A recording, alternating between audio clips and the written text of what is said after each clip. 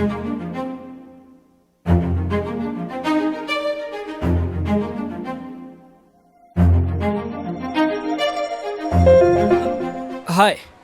Tod, तो आप नास्तिक हो? जी नहीं, मैं एक नास्तिक के बिल्कुल विपरीत हूँ। नास्तिक का विपरीत क्या होता है? मैं शैतानवादी हूँ। इसका क्या मतलब है? मैं मानता हूँ कि शैतान मेरा ईश्वर है। मैं केवल शैतान को अपना ईश्वर ही नहीं मानता, पर यह भी कि हम भी अपने आप में एक ईश्वर है, और साथ ही साथ स्वर्ग मेरा नर्क है और नर्क मेरा स्वर्ग है। ये अजीब सा लगता है टॉड। मैं अपने जीवन का हर एक दिन जीता हूँ। मुझे पता है कि मेरे साथ हर दिन क्या होने वाला है। आपको कैसा लगेगा अगर आपकी स्वयं इच्छा है पर आपको आगे का पता नहीं है? पर जब आप जान सकेंगे कि आगे क्या होने वाला है, आप नहीं जानते अगले आधे घंटे में क्या होना है, कुछ भी पता नहीं। मैं अपने माता पिता को ले जाकर उनके साथ छुट्टियां मनाऊंगा और उनको बिना बताए थोड़ी शराब भी पीऊंगा। मैं गांजा फूकूंगा और कुछ लोगों से मिलकर उनकी हथेली पढ़ूंगा। समझे आप? आप अपनी योजना तभी पूरी कर सकते हैं अगर ईश्वर ये चाहता है। ईश्वर कहता है आपका समय समाप्त हुआ, अभी के अभी। ईश्वर की अनुमति से ही आप कल की योजना बना सकते हैं। पता है, हर दिन 1.5 लाख लोग मरते हैं, प्रति घंटा 6000 मरते हैं। कल की कोई खबर नहीं। अगर आपको पता है कि कल क्या होगा तो लास वेगस जाकर एक अरबपति बन जाइए। आप कुछ भी नहीं जानते। मौसम विभाग भी सही मौसम नहीं बता पाता। तो फिर आपके पास स्वयं इच्छा कहाँ से आई? आपके पास स्वयं इच्छा है, ये ईश्वर का वरदान है। नहीं, मेरे पास स्वयं इच्छा नहीं है। आपको स्वयं इच्छा मिल सकती है। आप चाहें तो मृत्यु चुन सकते हैं या मसीह को अपनाकर जीवन। क्या आप भले व्यक्ति हैं? नहीं। आप बुरे हो? हाँ। आपने आज्ञाओं को तोड़ा है? आपने हाँ। झूठ बोला और चोरी की? हाँ। आपने ईश्वर का नाम व्यर्थ लिया है? हाँ। क्या बिना विवाह के सेक्स किया? अश्लील चित्र हाँ। देखे? मैं आपको दोषी नहीं ठहराता। हाँ। आपने कहा आप सही हैं। आपने माना कि आप झूठे, चोर, ईश निंदकर्ता और कुकर्मी और मन से व्यभिचारी हो। न्याय के दिन आपको ईश्वर का सामना करना होगा। हाँ। यदि वो आपको इन आज्ञाओं के अनुसार आपका न्याय करेगा तब आप निर्दोष होगे या दोषी होगे? दोषी। स्वर्ग या नरक? नरक ही मेरा स्वर्ग है। ऐसा नहीं है टॉड। नरक में एक पल रहकर आप समझ जाओगे कि आपने अपने जीवन की सबसे बड़ी गलती की है। मुझे दर्द पसंद क्या है। आप खुद को चोट पहुंचाते हो? नहीं, पर मैं खुद को भेदता हूँ। मुझे टैटू करवाना पसंद है क्योंकि दर्द होता है। मुझे दर्द पसंद है और बिना दर्द सहे कुछ नहीं मिलता। दर्द, पीड़ा और संघर्ष के बिना कुछ नहीं होता। आप पीड़ा और संघर्ष के बिना कुछ नहीं सीख सकते। बेशक ऐसा होता है। दर्द अच्छा है क्योंकि आप पीड़ा में हैं तो आप बेहतर करना सीखते हैं। और एक बात, मैं दर्द को गले लगाता हूँ क्योंकि मुझे ये पसंद है। नहीं, ऐसा नहीं है। मुझे हमेशा दर्द रहता है। अब सुनिए, मैं आपको बाइबल का वचन दूंगा। आप बताइए इसके बारे में आपका क्या कहना है। लिखा है, जो शरीर को घात करते हैं पर आत्मा को घात नहीं कर सकते, उनसे मत डरना, पर उसी से डरो जो आत्मा और शरीर दोनों को नरक में नाश कर सकता है। यीशु ईश्वर की बात करता है। आपकी समस्या यह है कि आपको ईश्वर का भय नहीं है। आप ईश्वर के नाम की निंदा करते हैं। मुझे मौत का डर नहीं है।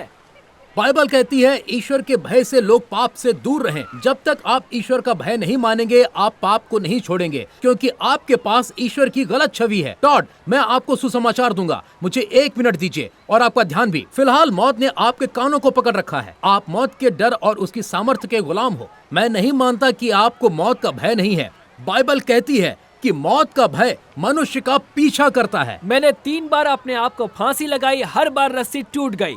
2 बार अपने आप को गोली मारी और 1 बार छाती में चाकू मारा।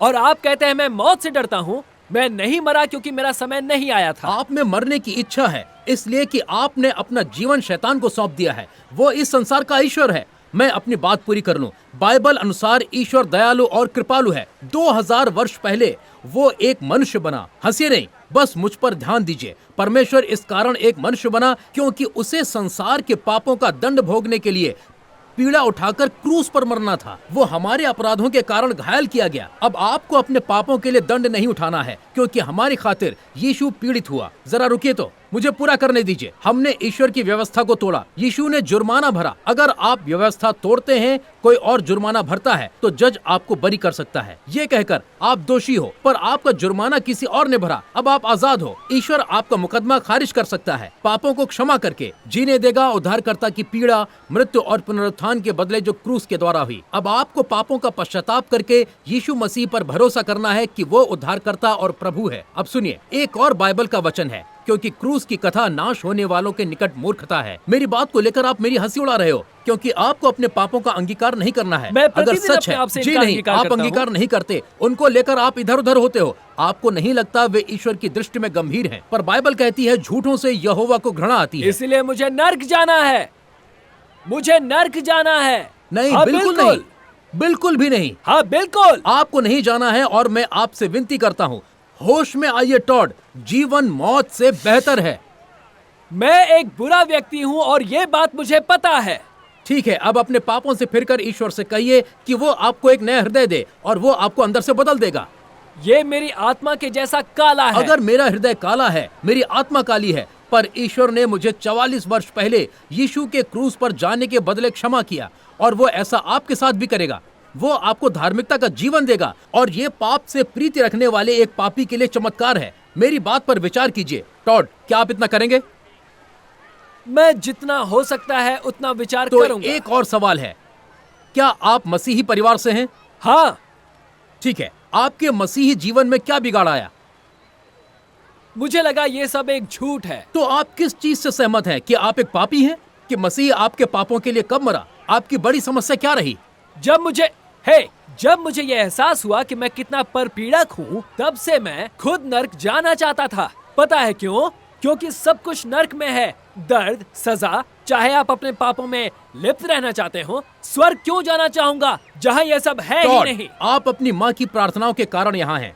ईश्वर आपको यहाँ तक लाया, उसे आपकी मौत से खुशी नहीं होगी और वो आपके जीवन को बदल देगा अगर आप पश्चाताप करके मसीह पर भरोसा करेंगे। तो ये आपका चयन है। आज मैं आपसे विनती करता हूँ, होश में आइए। क्या आपने उड़ाऊ पुत्र की कहानी सुनी है? बेशक सुनी है। वो अपना रास्ता पकड़ता है और जब लौटता है तो उसके बड़े भाई को उससे ईर्ष्या होती है, क्योंकि उस भाई ने अपना सब कुछ लुटा दिया और बुरे काम किए और उसके पिता ने जानते हैं वो अपने होश में कैसे आया? उसे लगा कि उसे सूअरों के खाने की इच्छा थी और मेरी नजर में आपको अशुद्ध चीजों की लालसा है। हमें अंधकार पसंद है और ज्योति से घृणा। जब आप ये समझ जाते हैं तो प्रभु के पास आइए और ईश्वर आपके पास दौड़ता हुआ आएगा और आपको वस्त्र पहनाएगा, आपको पापों से शुद्ध करेगा और आपको एक नया हृदय और नई इच्छाएं देगा। आपको नरक जाने की चिंता नहीं है, पर मुझे है टॉड। अगर मैं आपको एक पुस्तक दूं तो क्या आप उसे स्वीकार करेंगे? ये निराशा और आत्महत्या के विषय पर है। इसके साथ मैं आपको सबवे का एक फ्री गिफ्ट वाउचर भी दे रहा हूँ। ओके।